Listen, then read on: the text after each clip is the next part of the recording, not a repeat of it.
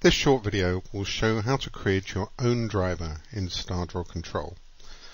We're going to try and write a driver for a digital projection projector, and we're going to choose the Pro DSX driver, and we just download from the website PDF describing the control protocol.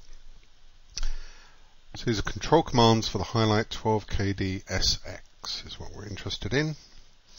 And we can see that it supports serial, USB, wire LAN, wireless LAN, and on the serial it's 38.4, supports USB, etc, etc. So we can come down here and straight away we've got a list of commands. We're going to try something very simple and trying to turn on the projector, which is these hexadecimal bytes. Now upon further reading, this 2 at the end is actually a checksum, which is calculated by adding up all these bytes previously. So if we go and run StarDraw Control, we're going to add our own product. We'll start a brand new project, and we'll come into add a new product, and we'll call it the manufacturer's digital projection, and the part was a 12KD-SX. And it's a highlight projector. I'll just check that. Highlight projector. Okay, here we can now choose what ports the projector has got. We're just going to add a very simple RS-232 port, call it serial, and we'll choose RS-232 input. And when we choose on edit, we can see a sample script which has a lot of comments of all the different pieces that you can do inside a driver. Basically you have a class, and because we're a serial port, we're inheriting from serial import instance. So that's a base class that we've written that you can inherit from to take advantage of all our base functionality. So I'm just going to delete a lot of these comments. You can read them at your leisure later on. But basically that is the class. And this is a standard C# programming language. So what we'll do something very simple to begin with. To mark a function as controllable, which will expose it in the StarDraw Control user interface, we just mark it with a controllable attribute. And we'll say this is a public function, doesn't return anything, and it does a power on. And to send out that string, we just call write, and actually we want an array of bytes. So we do a new byte array initialized with, and if we're coming back to the document, it's a 02, and then 1, 2, 3, 4 zeros,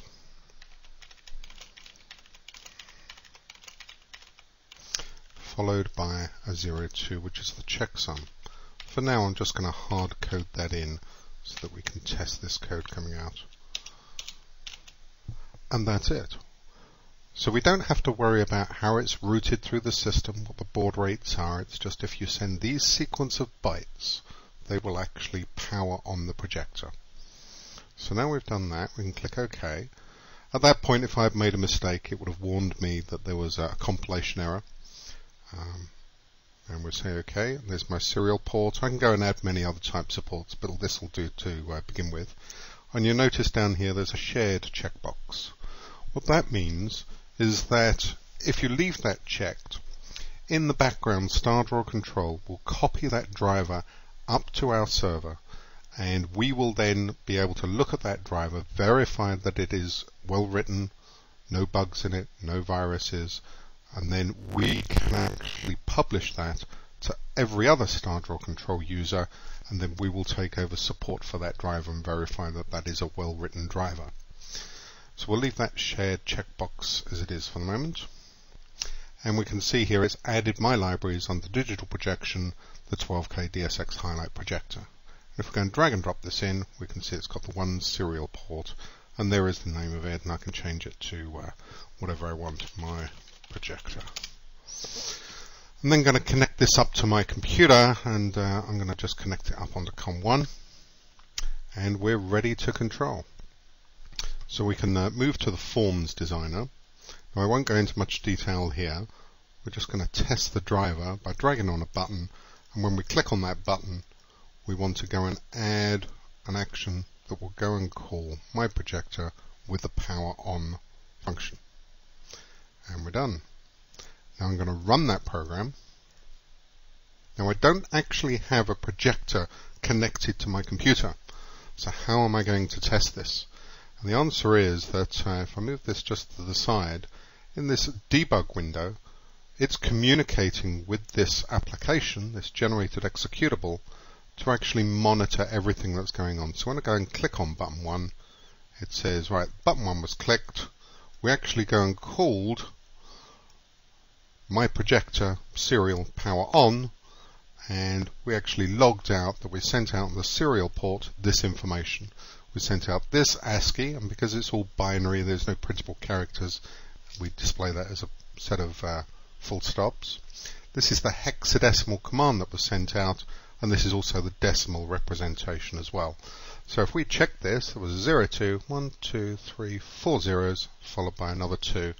And if we go back to the documentation, 1, 0, 1, 2, 3, 4, and then the 2. So we know it has actually sent out on that COM port. It's as simple as that. But actually we want to get a bit more sophisticated now, because it's going to be very laborious trying to calculate the checksum for all these different functions. And there's actually some functions that dynamically calculate the checksum based on what the data is in that packet.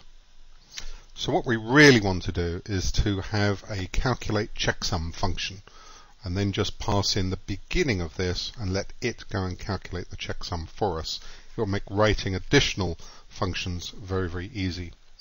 So if we come back and close that application now, come back to the topology view, if we go double click on that product in the library list, we can then come back and edit it. Double click on the serial port, click on that, and we're back into our driver. So what we want is a function that's going to calculate the checksum. So this is going to be a private function because we don't want anybody else to see this outside of this class. It's not going to return anything, and it's going to call send, and we're going to call it send data, and it's going to take a byte array. And what we're going to do is we're going to, the goal is not to send over the checksum, but we want to send it as one packet. So we're going to have to go and allocate a new byte array, and we're going to call this B, or bytes. That's a better command. Bytes equals new byte, and we actually want to calculate the allocate data.length plus 1 because we want to take the checksum, allocate enough room for the checksum.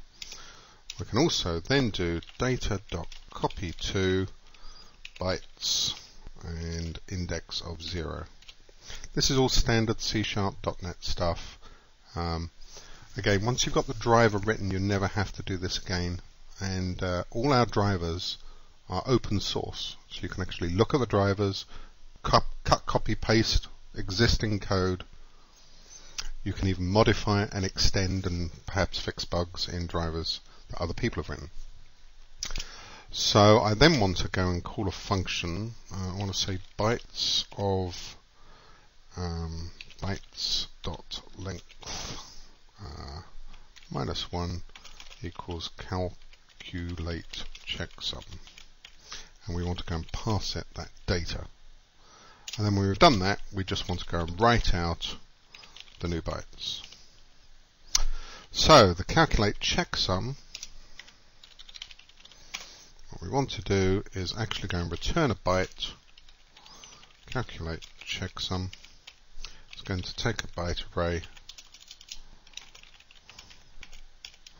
and we're going to have a byte checksum equals 0, and then we're going to say for each byte B in data, checksum plus equals B. and they're going to return checksum. So that calculates our checksum. That calls the send data. So all we have to do now is change this, call send data. Now we don't need that 2 there. Quick sanity check, all looks okay. We're now going to go and call OK, and amazingly it all compiled. So we say OK.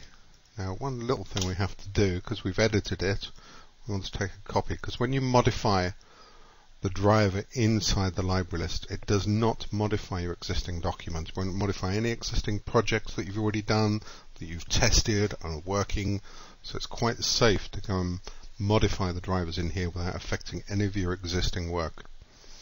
So now I'm going to drag that in, copy that over to there, and on the button I will just go reset. I don't want to go and do the power on. Now if we're going to do the run, say OK, OK, and now we send out button 1 OK, we'll see it has sent out 1, 2, 3, 4, and there is the dynamically calculated checksum of 2. So in just a space of a few minutes, we've implemented a new driver, albeit with one function in it, but now with the infrastructure in place that we can then just go and add in. Say for example we want to do power off, which we can see is pretty much the same except it's got a 1 after it. I can just go and simply copy that, paste it, call this power off, and instead of 2 it's instead of that it's a 1 there. Let me just triple check that. Yes. And again, we don't have to worry about the 3 because that will be automatically calculated by the checksum routine. So, have a quick check, quick sanity check. Everything's okay there, okay there. Delete that, drag it back in to use it. Com1 to there. Button 1, probably want to delete that. Device, and now we have power on and power off. And we'll just execute both so you can see what happens. Power on and power off. Run. OK.